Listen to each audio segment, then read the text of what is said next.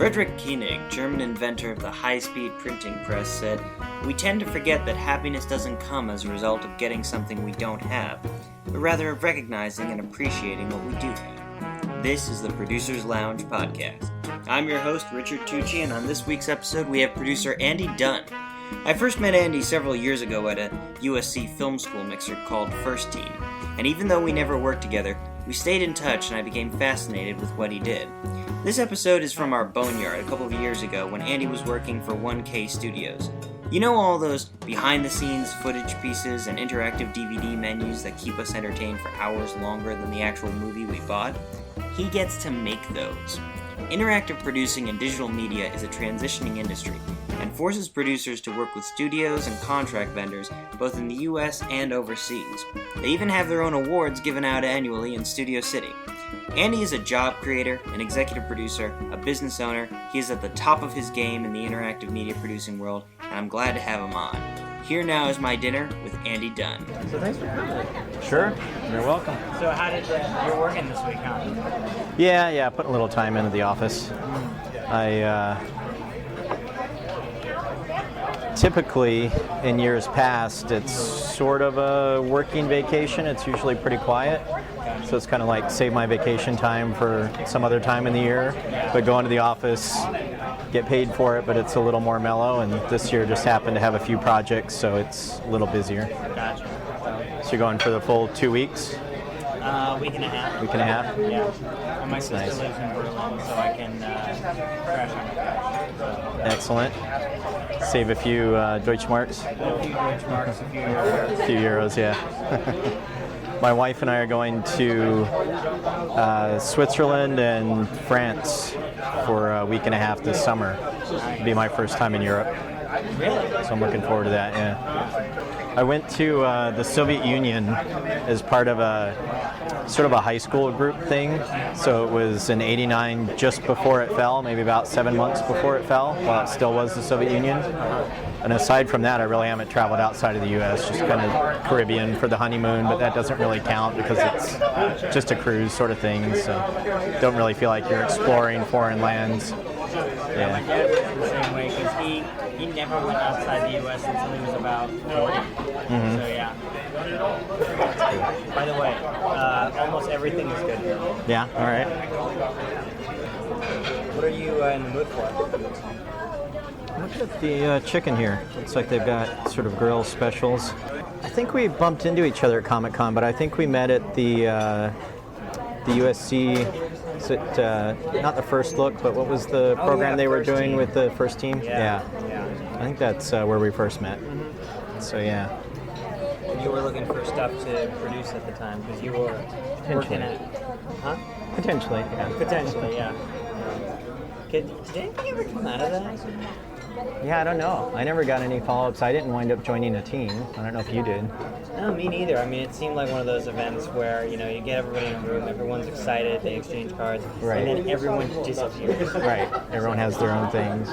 Yeah. Yeah, I never. I don't remember ever getting any follow-up emails. There might have been an invitation to an event. I think they might have had some sort of follow-up at the end of the year to kind of wrap up who actually joined teams and what they had come up with. I remember If they that. did that, I think I missed it. So. Yeah, I think I saw in like an email blast like one film actually got into production, but then I don't know which one it was. Yeah, I don't know. And then the next year they had another one, and then all I remember from that one is people like us were banned from the second one because we went to the first. Oh, if you had participated the first time? Yeah. Yeah, that's fair enough. Mix it up a little bit. That's true. You have to kind of figure if things didn't align for you the first time around, then may not again. So a lot of the writers will probably bring the same stuff. That's true. And then you went to SC back in '93 and '94, right? Graduated 94, yeah. And you were the head of SCFX back when you. I was. Where are you from originally, by the way? Sort of all over the place. I was born in Rochester, New York, but only lived there about a year, so I don't remember any of it. My dad worked for the phone company at the time, was transferred to Tulsa, Oklahoma. So I stayed there until about 7th grade, My parents had divorced a few years before that, and my mom decided to go back to Tampa, Florida, which is where she was from. So I went to high school in Tampa, and then came out to USC. So you were kind of like a military grad Without the military, yeah. And my dad moved out to Northern California shortly after the divorce, so I'd spend my summers with him, traveling around Northern California. And then when you got out here and you started doing it, did you automatically know you wanted to go into visual effects, or is that something that happened? No, that's something I stumbled upon. I wanted to get into films like everyone that came out, direct or produce or something cool, be the next Spielberg or George Lucas, and didn't exactly go down that path. But yeah, what happened for me was so I got into the effects while at school. Was actually more into makeup effects, foam latex and all that kind of stuff. So I would do special effects for student films. The Museum of Science and Industry that's across the Rose Garden from campus, during my senior year, they were actually developing a traveling exhibit on movie special effects. Oh, wow. So I found out about it and became an exhibit researcher. So I was working part-time through my senior year of school. But when I graduated, the exhibit still had 7 months or so to go to completion, so they made that a full-time job. And of course, I kept sticking my nose in all the interactive and video exhibits being developed along with kind of all the artifacts that I was curating. So it wound up turning into a full-time job for me to oversee all of their exhibit development, all their exhibit media. So I stayed there for, I think, 7 years after that. Stayed there for quite a while. I have it written down. I did do some LinkedIn research. Oh, yeah? Yeah. And eventually, like, this is going to be the first episode, and then eventually I'll build up to the blue cards that James Lipton had. So. All right. So yeah, you were there 93 to 99. And this was pre-internet. Yeah, So I'm kind of curious, as a researcher, how did you research prior to the internet?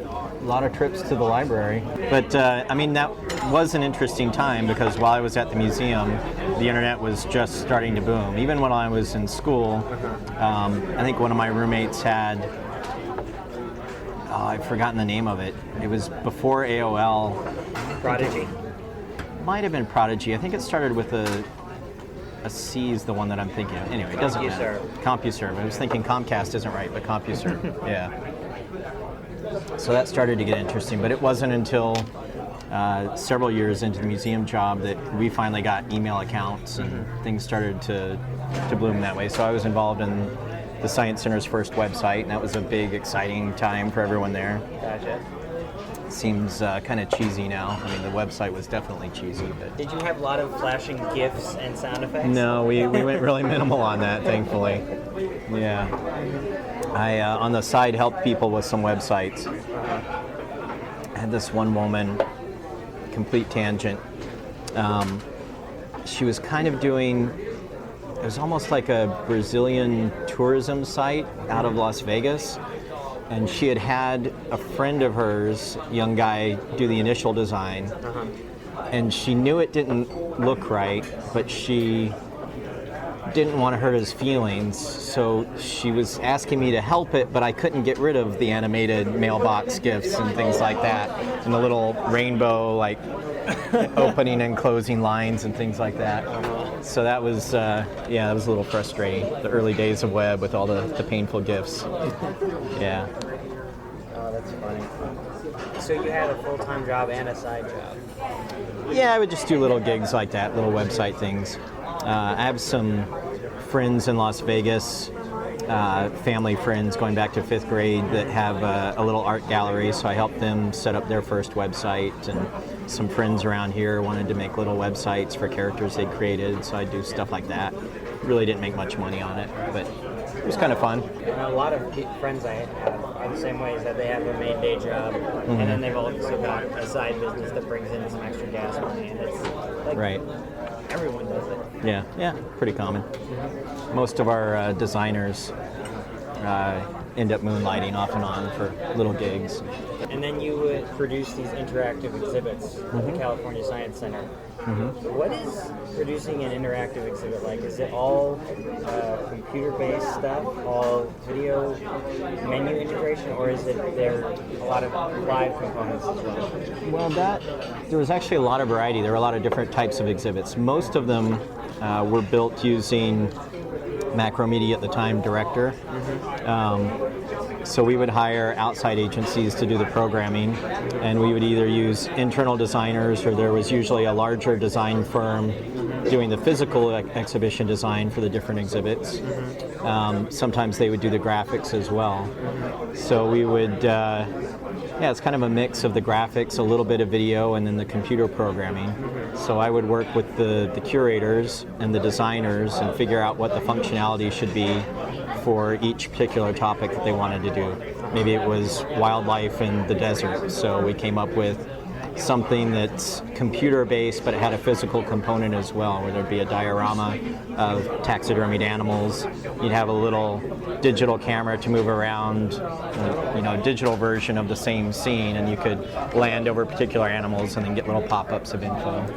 Then we had some that were more elaborate games. There was a red blood cell battle sort of game where you actually stood on a big fiberglass red blood cell, and that worked as a joystick, so you could lean in the different directions. And then on screen there was a really, at the time, rudimentary 3D fly-through of veins and vessels, and you've got the blood cells. What year was this? That one was 97. Because that's really 98. That's advanced. I mean, it kind of was. I mean, if you look at it, it's pretty simple animation, pretty low processing power. Most of the work was kind of managing outside contractors that would actually develop it, or at least program it for us. What was your worst contractor story? Worst contractor story? We had some there. I won't get into names, but it was one company that did most of the video pieces and some of the interactives for the Science Center. And for the most part, the day-to-day people that we worked with were fantastic. They were really talented. They did a great job, but there was a big finance dispute. We had a VP at the Science Center when setting up contracts. She was a real stickler for liquidated damages clauses. I don't know if you're familiar with those, but What are those? so it's essentially when you're hiring someone, it's a penalty for them being late. So for each day that they're late, they were going to be deducted something like $700 from the total payment that they were supposed to get. So this was more than a year-long process. So when you go through something like that, there are lots of opportunities for delays to be caused by clients missing reviews, being a couple days late, or the vendor being a few days late with things. So we got to the point where they were getting really late to the final delivery. There were check-ins, but they were falling behind quite a bit. So we had to have a big debate involving a lot of people and document tracking to kind of pinpoint that they were at fault for more than 2 weeks of the delays in the Science Center. This was all in-house before you actually addressed it with them, right? Well, this was with them too. I mean, we did the document tracking internally, but then we had to have quite a few conversations with them and finally hash out. That one was a little interesting. At one point, I was still pretty young, new in my career, so I tried to go to the principal of this contract company and tried to kind of broker a deal. I knew roughly what the Science Center was going to be okay giving in on or accepting. So I remember trying to put together a 20,000 number for him, and he just laughed me off like, you stupid young kid, I'm not going to pay, I'm not going to take that penalty. When it was all said and done, I think it was like $55K. So he he missed out on $35K of savings he could have had. So since then, I'm kind of surprised in my career I've never run into liquidated damages clauses, but most of the stuff I do right now is such a quick turn that and it's pretty well defined and achievable scope. It's not as much of a concern. I haven't tried to push that into any of the contractors that I work with. Which is really interesting because from then you went to Vendy Games, and then from Vendy Games you went to 1K Studios, and you're handling a lot of big clients. You're handling, Spielberg movies. You're handling True Blood. You're handling some of my favorite shows. So. Yeah, for the last several years, I was kind of the exec producer over all the menus and interactive features that we would do for them. We've kind of rearranged things a little bit to where I'm focusing mostly on the interactive. I work on the menus a little bit, like Tintin, some of the bigger ones that come along.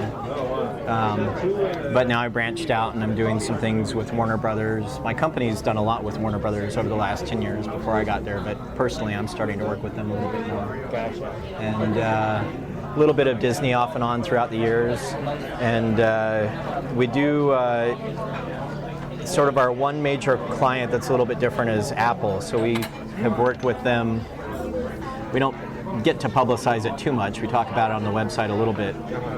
But we've helped them do themes for some of their software, like the ones that are natural tie-ins, iMovie, iDVD. So the home software that are letting users kind of make their own movies and DVDs. So when you get those, they have already canned themed packages that you can use, like a travel theme with backgrounds. And so we actually developed all of those with and for Apple. Now, do you do those for just iMovie and iDVD, or do you do the whole iLife package? We've worked on Keynote a little bit, so we've kind of worked on the whole iLife. We've even done work on some of the pro apps. So Motion, when they were developing that, we would help. So that's a little different. You aren't doing kind of just the cookie cutter themed packages. You're really just getting into the elements that are available for artists to use. So different types of transitions and effects, particle effects and things like that. So we would come up with those basic toolkit elements for them. Okay.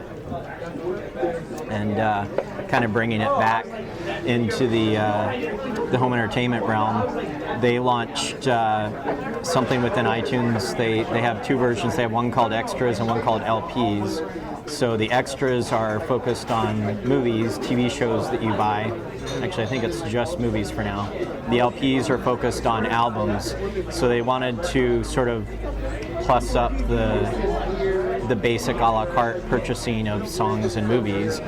So it's essentially a DVD type of package where you're getting linear special feature content all wrapped up with a nice interface that's themed to the movie. So it becomes kind of like a DVD. Okay. So is this like the special production booklet that I get with like my Lady Gaga DVD, or more advanced stuff? Well, it's sort of like that, but it's all digital. So it's from Apple through iTunes. You can purchase a regular album or just the songs individually, or you can purchase the LP for it. So you get this little container that takes over the screen, and but yeah, basically it's a digital version of the booklet where you get the lyrics and liner notes and things like that. Now, how are artists being used and utilized in this process to take advantage of these technologies, or is it purely a marketing thing, and marketing is pushing bonus features? It's a little bit of both. And to be honest, the whole platform is kind of, I think it plateaued and is chilled out a little bit right now. Gotcha. Consumers didn't seem to pick it up too much. It had a little bit of popularity, and it's still hanging around. Yeah, the one thing that's the biggest knock on it is that when they came out, they had the first generation of their Apple TV, so it worked on the Apple TV, and then it worked on your laptop. It doesn't work on iOS platforms, so it doesn't work on your iPhone or your iPad, and especially not working on the iPad is really just kind of a killer for it. So at some point, hopefully Apple will get iPad support, and then it'll probably take off a little bit more. Is it a Flash-based thing, or does it have to be HTML5? No. Is that the problem? Yeah, I mean, it's kind of their own brew of HTML5 with some JavaScript functionality. It's a little bit limited. It's not a full HTML5. Now, if, let's say, an independent filmmaker wanted to take advantage of this technology, what would they use it for, and then how could they get access to it? Well, it's basically just a way to enhance the presentation of your content. So, yeah, quite a few independents have done it. Some of them have hired us, and other companies have gotten into the mix. Okay. But yeah, it really does end up becoming sort of like a DVD. So you've got a nice main menu, and you can select either to watch whatever the feature is, the movie, or go watch some of the making of featurettes, things like that, branch off of it.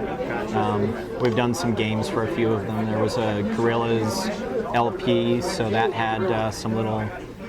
It was kind of a cartoon-based environment that we created riffing off of their album art, and there was a fish tank in it, so it was a fish tank game. So, yeah, there have been some kind of interesting things, but until they get it on iPad, I don't think it's really going to take off, but it was a fun year-long project where Apple came to us because of our relationship, and we created the first 75 or so of these things for movies and music. So it's kind of a cool relationship. They come to us every so often to help work out some cool new things. I gotta ask, because I'm real curious, is 1K an all in-house studio, or do you do like deals with outside vendors as well, similar to what you did with the Science Center? For the most part, it's all in-house. We have a creative director, we have 3 art directors, I think we have 4 designers, a little junior to the art directors. We have about 5 production artists. We we don't have a full-time editor in-house right now. We have 3 regulars that they're sort of perma-lancers. They come in pretty much every day anyway. Gotcha. A few days off here and there. We have probably 7 or 8 producers, different levels. There's a little bit of a hierarchy. We have a couple of programmers, so we do some programming both for DVD and for apps. We're getting into that a little bit more now. So we have one 3D guy, but when he gets booked up, there are other 3D guys that we'll use. For Tintin, we wound up trying a firm that we hadn't used before, and that turned out to be a little bit unpleasant. Wait, I'm sorry, you hadn't used before? We hadn't used them before, so it was new. Basically, all the guys that we usually use were booked up, so we had to branch out and got a recommendation from someone. It turned out they just weren't that great, or they were all booked up and they had their interns doing the work for us, and they were really slow, and what they delivered was not very good, so we had to keep pushing them and going back and forth. What was supposed to be a week of work turned into 3. For our part, maybe a month or 2 ahead of theatrical release, we'll start to get to see rough versions, especially if we're going to do some special content for it. Our linear producers, often they'll get in on the actual production of a feature, so they'll be on set and working with things like that. But for my side of things... When you say linear producers, you mean like a publicist producer? Or No, just video special features. So if we're doing the making of featurettes in-house, it's not something that 1K has always had, but a couple of years ago we brought in a couple of people from the Cannery and Trailer Park and some other places. So we have a little group that does some of that. Whereas I focus more on the menus and the interactive special features.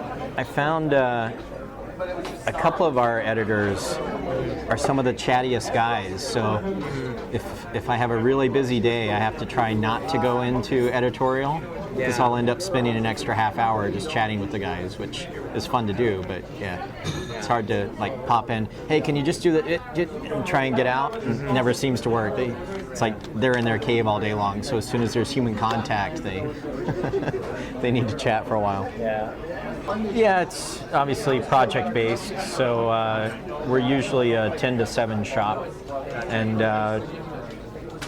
for the last month or so, it had been pretty regular normal days, but just over the last couple of weeks, it heated up again.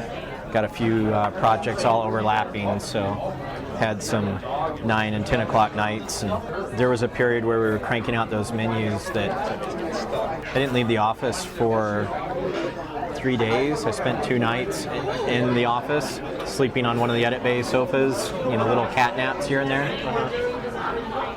That was pretty miserable. just as we get down to the last crunch of it all coming together and trying to deliver. Now, is it just because they're high profile, or were there artist entanglements? No, the talent approvals on those were pretty smooth. I mean, we started that one probably 6 or 7 months ahead of delivery, just coming up with concepts and looks. So there was a lot of time spent, having ideas shot down and coming up with new ones, and finally getting to one that he liked and animating it, bringing it to life, doing some revisions to that. But the main thing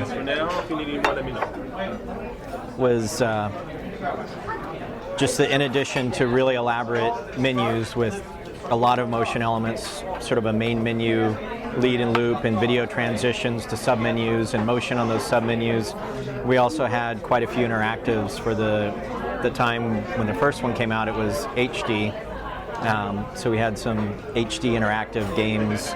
I think that had one really elaborate one in terms of content that played over the movie, and a couple of standalone interactive features. So there was just a lot that we were producing and having it all come together at the end. Because you're talking about a big 7-month-long process, managing a lot of people, because you just outlined a huge team. Right. So how did you manage to keep all those ducks in a row? Just a lot of Excel files. A lot of Excel files. Yeah, and a lot of patience. The fun part of my role, but the challenging part, is that for the interactives, I'm also sort of the functionality designer, the game designer. So for something that's just a menu project, I can kind of step back and just keep all the pieces moving. Make sure that the designers get the assets they need, and they get that passed off to the editors. They go back and forth. I'm just kind of watching all the things. But when we do a game, I'm really actively involved in designing it, doing all the wireframes, the paperwork, the documentation to explain what it should be, working with the programmers, working closely with the designers, seeing what comes back, being iterative and trying to change it. So that gets really involved. That sucks a tremendous amount of time. Gotcha. But it's fun time for me. It's the stuff that I like doing. It's where I get to be creative. I mean, again, I kind of was a little more interested in the creative side and directing and things like that, and I just kind of fell into being a producer. So when I was at school, I wasn't really thinking of being a film producer, so I didn't think of it in those terms. But I found that interactive and game producers are a little different from the traditional movie producer. And of course, even within film, there are the different roles, from an executive who could be creative or could just be lending some money or their name or something like that, down to the line producers. So yeah, I mean, sometimes some are just money men, but I think there are quite a few that you can tell are putting their creative stamp on projects. Bruckheimer, love or hate his movies, there's definitely an influence that he has when he puts those together. It's not just piecing together the team, but you can tell there's a little bit of an influence in the product that comes out.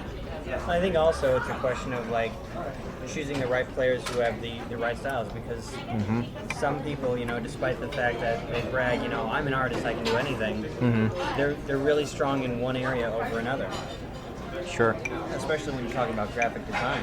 Right. Some people lean towards certain styles. Yeah. And as a producer, you got to figure out, okay, how can I not only get these two styles to work, but get personalities that will work together as well? We definitely do some of that. We have, of our 3 art directors, we have a sense of which ones are best for certain projects. There's one that's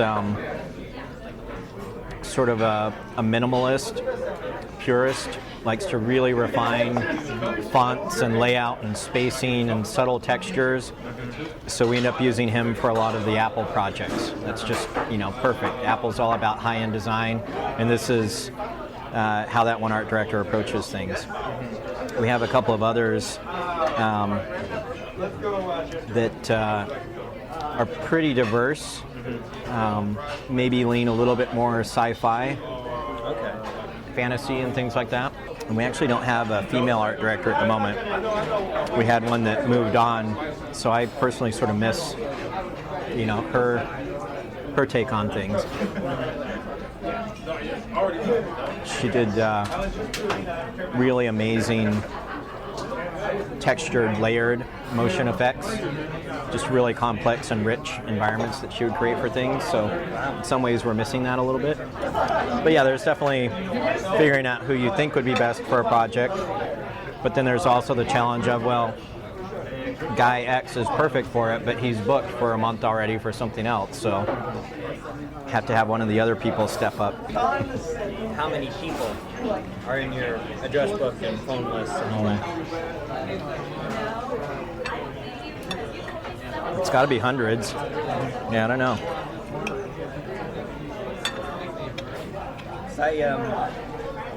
I keep mine. I used to have a big Excel file with notes, but it became too unruly. So I just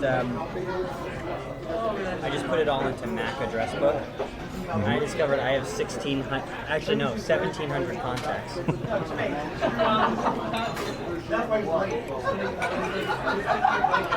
That's pretty scary. I don't think I want to tabulate. I don't want to add them up. Doesn't seem like it should be that many, but man, who knows? You seem pretty good at networking, though. So I could believe that you've got a pretty broad database of people. It's interesting because there's good at networking, and then there's like good at networking with the right people. Like when you made the jump from the Science Center to Vivendi Games, was that through networking or was that just through a job placement ad? There was actually an interim step in between. I spent about 9 months with the Starbright Foundation, which was a charitable organization that Steven Spielberg had lent his name to, but what they were trying to do was use technology, essentially creating a closed-off, private, online chat environment for children in hospitals across the U.S. that were dealing with terminal or pretty serious illnesses. So it was a sort of a moderated social community for them to connect and get support. And we had a lot of interactive games in there about specific conditions and procedures they might be facing and things like that. So I spent about 9 months there, helped them. They worked out a partnership with AOL at the time. So AOL helped us expand this closed-off network into a still private network, but one that could be accessed from home. So when the kids were fortunate enough to leave the hospital and go home, but still had that sort of social peer group that they wanted to connect with, then they could do it.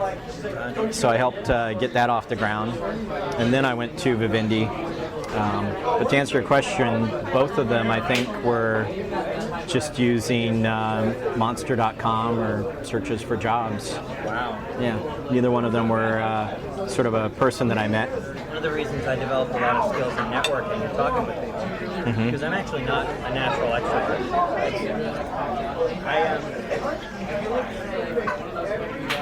I like kind of being the center of a show because I wanted to be an actor before I got into film school. But really, I developed these skills because I was fed the whole line in film school that if you talk to people at networking events, eventually that will help you get a job. So the truth is, you're talking to people at events that are at your level. It's just random luck. Right. Someone gets a promotion, needs someone to fill their spot or something like that. Exactly. It definitely happens, but yeah.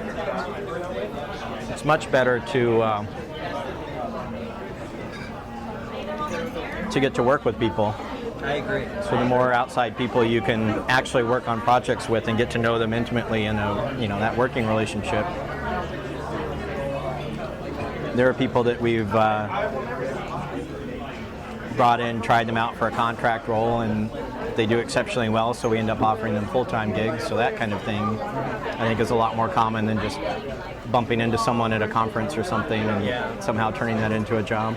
It's the myth that's proliferated from like the Studio 54 days. The other great myth of producing is that you can finance your independent film on your credit cards, and then you'll make all the money back when you sell it. Not even close. Yeah. Too many people that have saved up, you know, what seems like a huge amount, 100,000 or something like that. Yeah. And that's still only enough to make a shitty movie. So then nothing really happens from it. Yeah. There are the rare times where you can have that creative spark and everything just aligns and you can do something that's not very expensive, but so many people are trying to create something at, you know, feature level, wide release quality with their 100,000, and it just falls way short. It's kind of a travesty. Out of curiosity, that first team event, you said you were looking for stuff to potentially produce. What do you think you were looking for out of that? What would have been some ideal components to attract people to the project? Honestly, I don't know. I was more curious about the whole thing than anything. I was surprised they picked me because I haven't done any film financing or anything like that. So I met some cool people, but yeah, I tried, met up with a few of the writers. I had a real loose idea for something that I kind of wanted to get written, which maybe I'll try and write myself one day. And most of the writers there already had a couple of scripts that they'd written, so they were really trying to get that made somehow. So. Do you regret anything? Not the projects, and some of them are completely horrible. Like, no one gets to see them, but it was fun making them. It was fun learning along the way. And I guess mine is more afterwards. Like I said, I started working at the museum during my senior year.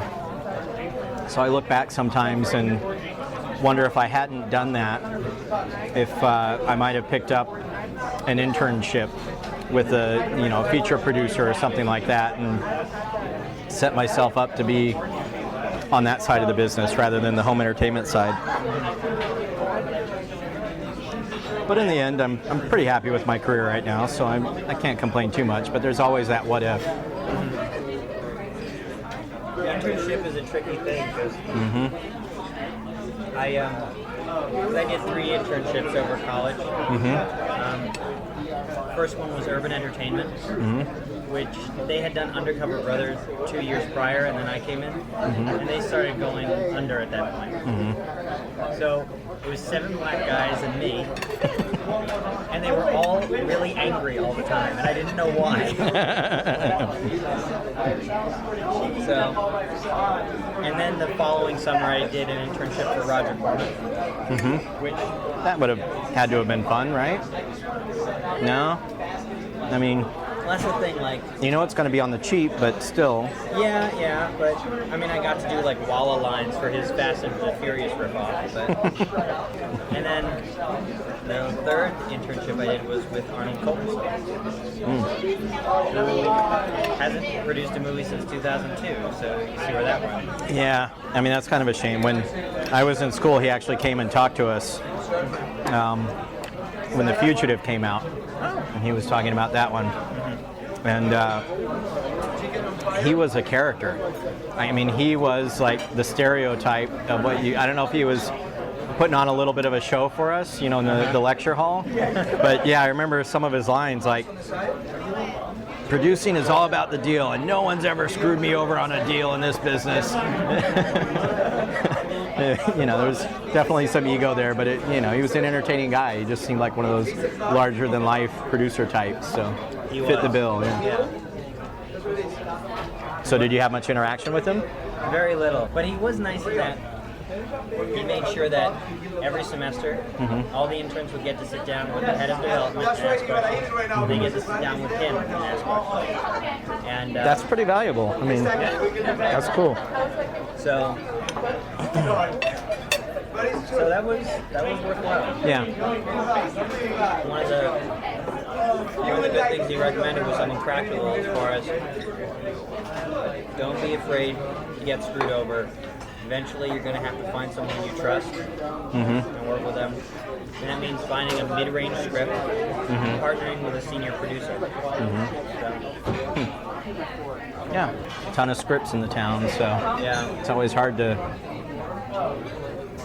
not just have the right one, but have the right one at the right time with what someone wants to make. Did you ever take a stab at optioning something and pitching around town? No. That was that's kind of the thing with my path, is I felt like I never had the right contacts to even attempt that. You know, again, all of my network is all on the home entertainment side. It's all at the studios. It's all separate from the theatrical marketing and development and.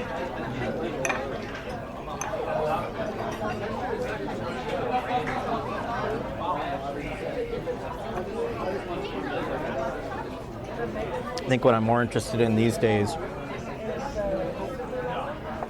is not even, trying to make the big picture out of it, but just come up with some little short film, little animated something or something cool that I can work on the side with some of my friends, some of the designers that I work with that are really talented, and just do it for ourselves. And if something ever comes of it, then great, but probably not. So as long as we're happy with it, then.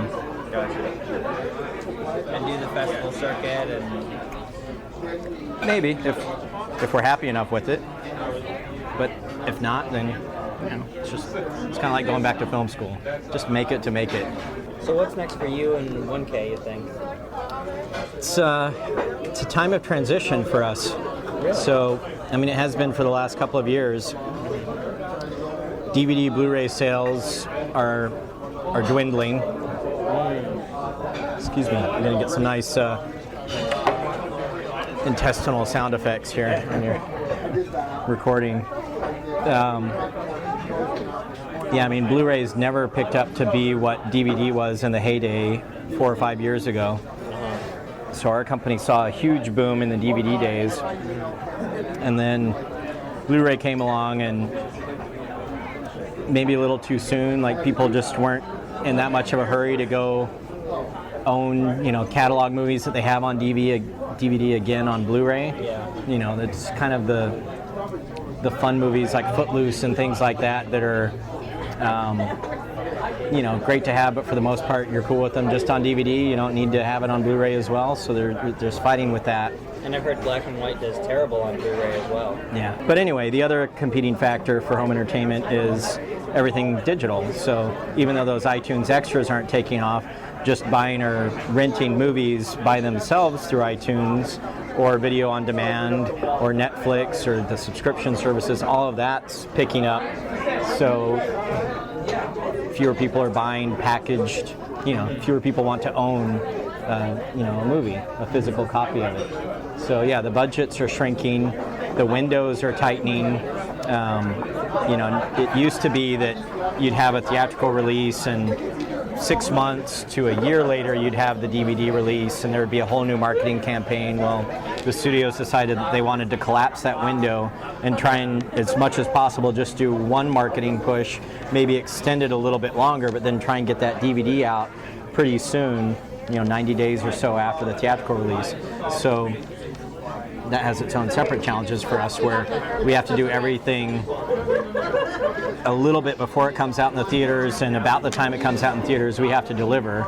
Well, that, just because there's less time, means that we've had to simplify the scope of some of the things that we do, which also ties in with the studios not wanting to spend as much, so our budgets are smaller.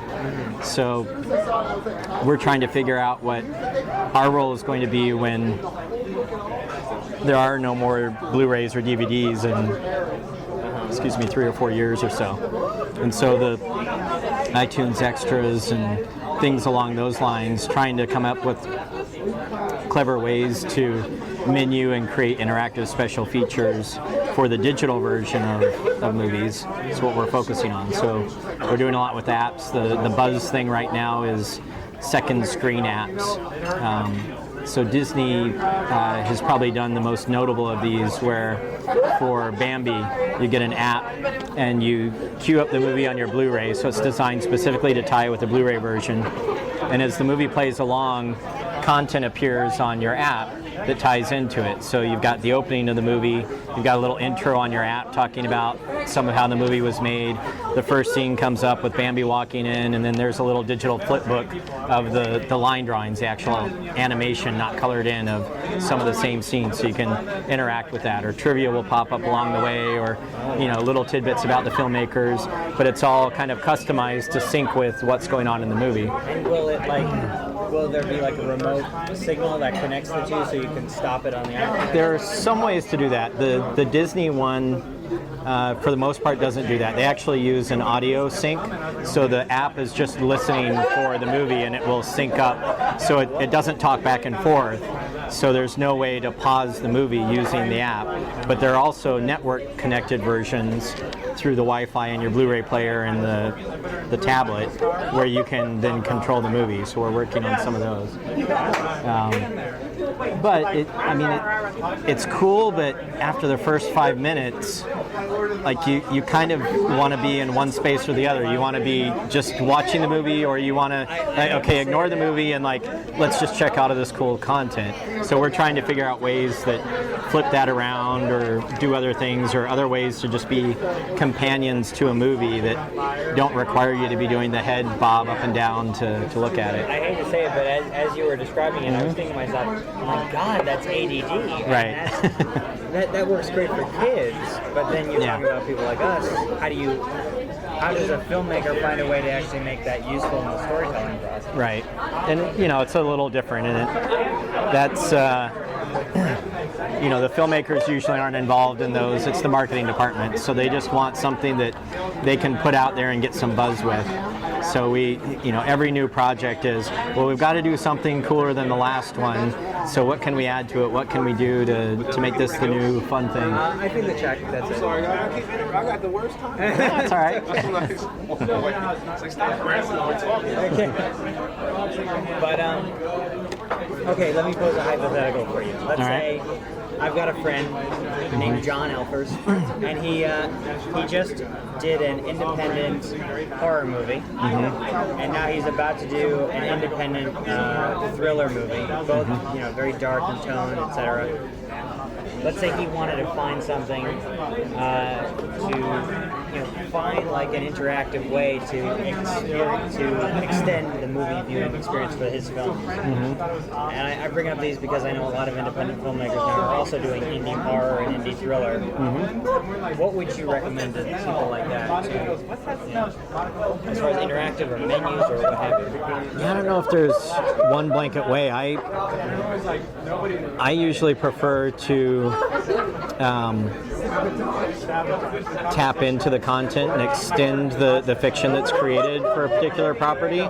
That's where I usually start with the studios, and sometimes they'll go for it, but again, on the home entertainment end of things, there's usually not as much interaction with the filmmakers. The studios are wanting to minimize it as much as they can. They just don't want to have to deal with approval cycles and things like that. So they end up steering clear of that, and it's almost always becomes just the making of kind of stuff that we end up creating. We could do interactive things around that, but as a movie fan, I'm always more interested in extend this universe. Let me, don't talk to me about the actors and how they portrayed the characters. Keep them in character and give me something that I can interact with that just extends that. So, and I would think that, for a director or someone that's creating their own independent product, that would appeal to them. So then there are all sorts of games. They do a lot more of that for the theatrical websites. They usually tend to stay a little bit more in the fiction, and they're kind of introducing you to the fiction of that property. Is it just because the websites are cheaper and easier to change rather than the DVDs and Blu-rays? Well, no, it's. I think it's just because of where it is in the product cycle. Again, they're wanting to introduce you to this fiction and get you interested in wanting to go see the movie. They're trying to put your butt in a theater seat. And on the flip side, for home entertainment, that's when filmmakers do get involved, they usually kind of want to talk about their process, and maybe it's just that they feel spent on having created the fictional whatever it is, and having to do more of that seems like a lot more work than just talking about how they did it the first time around. But yeah, That makes sense. and the website ones usually aren't that elaborate. And I guess there's still a mix of, like, the simplest ones are still just wallpapers and stuff like that, but it seems to have a little bit more of a lean towards staying within the fiction. But yeah, I mean, on DVD and Blu-ray, anything that's sort of a custom type of game gets a lot more expensive. You've got to have people program it, so on the authoring side, that it's probably a little prohibitive on an independent budget kind of thing. Like, I would imagine they'd probably want to focus on just making the best possible movie itself that they could. Yeah. Worry about that stuff a little later. Well, you'd be surprised. But yeah, Cool. Thanks for sitting down with me, man. of course, yeah, it's been fun. That's all, folks. Many thanks to my guest Andy Dunn for a terrific dinner. You can also find out more about what we talked about by visiting the links for this episode on our website. Our banner image this week was taken by myself. Our music this week is Shalom and Salam by Producers Lounge fan Saltman Knowles. Please check out his website at www.saltmanknowles.com. We're starting to grow our Producers Lounge community, so if you'd like to submit either jazz music or banner photos for an episode, post a link to our Facebook page. You can like us on Facebook at facebook.com/theproducerslounge. Remember, you show your support for films by not downloading them, you show your support on Hulu by clicking on the commercials, and you show your support for podcasts by liking and commenting. And you can always check out our website, www.theproducersloungepodcast.com. Thank you again. I'm your host, Richard Tucci. Join us next week for more cocktails and questions, and until then, keep producing dreams.